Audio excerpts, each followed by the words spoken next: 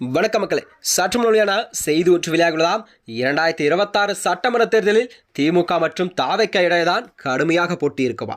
TTV Dinakaran கருத்து கணிப்பு.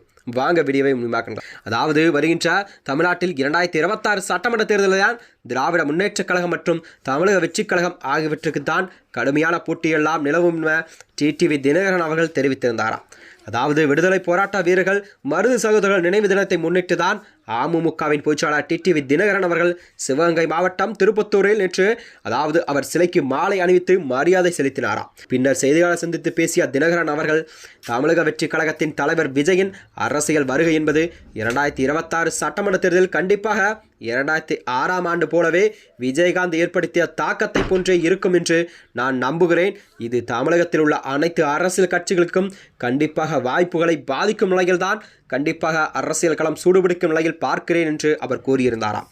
அதாவது விஜய் ஒரு கூட்டணியை அமைத்து அதற்கு தலைமை தாங்குவார் என்று நான் நம்புகிறேன். இதற்கு காரணம் தமிழகத்தில் 2026 சட்டமன்ற தேர்தலில் கண்டிப்பாக 4 முனை போட்டிதான் உருவாகும் நிலை என்று எதிர்பார்க்கப்படுகிறதா.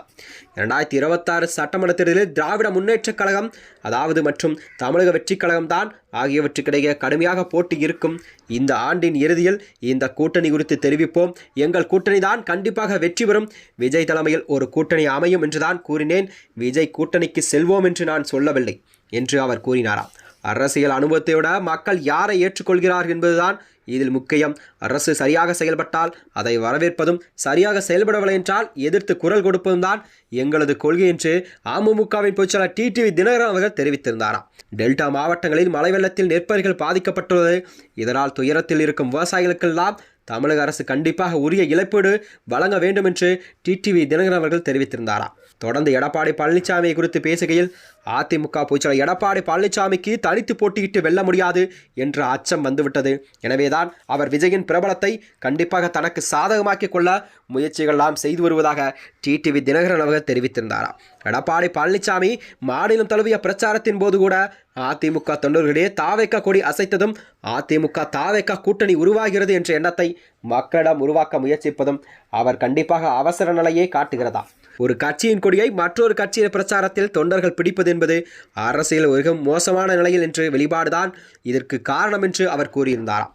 தாவைக்க தலைவர் விஜய் ஏற்கனவே மதுரையில் நடைபெற்ற மாநாட்டில் வர இருக்கும் 2026 தேர்தலில் அமையும் கூட்டணிக்குத்தான் தலைமை தாங்குவேன் என தெளிவாக கூறிவிட்டார்.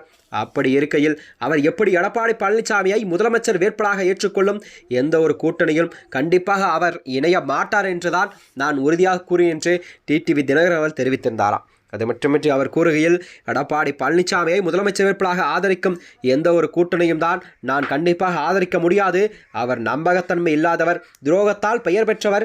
எம்ஜிஆர் தொடங்கி ஜெயலலிதா வரை வழிநடத்திய அதிமுக கட்சி விதிகளை அவர் அழித்து விட்டார். இப்போது இருப்பது அதிமுக அல்ல, அது இடிஎம்கே என்றும் என டிடிவி தினகரன் காட்டமான பதிலையும் தெரிவித்திருந்திருக்கார். மேலும் இதுபோன்ற வீடியோக்களை தெரிந்து கொள்ள நமது சேனலை மறக்காமல் சப்ஸ்கிரைப் செய்து கொள்ளும். நன்றி, வணக்கம்.